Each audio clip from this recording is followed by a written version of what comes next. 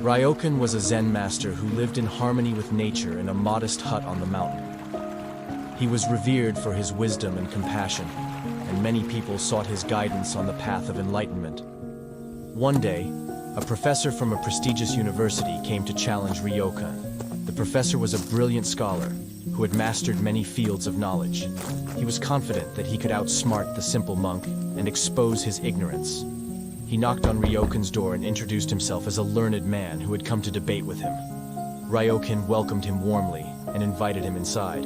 The professor wasted no time and began to bombard Ryokan with complex questions and arguments, covering various topics of philosophy, science, religion, and ethics.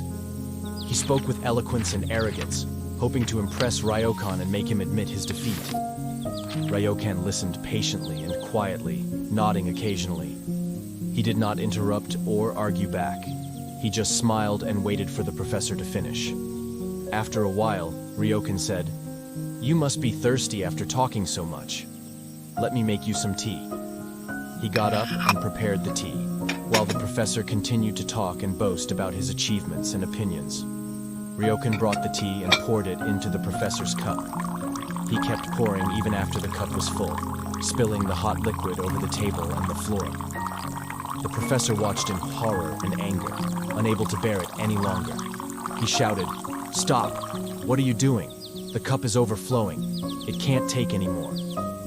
Ryokan looked at him calmly and said, "You are like this cup, so full of your own ideas and thoughts that nothing else can enter. How can you learn anything from me if you don't empty your cup first?" The professor was stunned by Ryokan's words.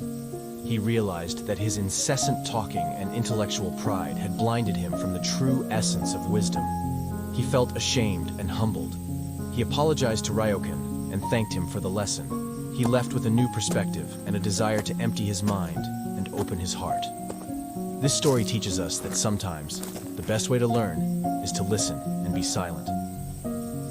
By emptying our minds of preconceptions and judgments, we can make room for deeper insights and understanding.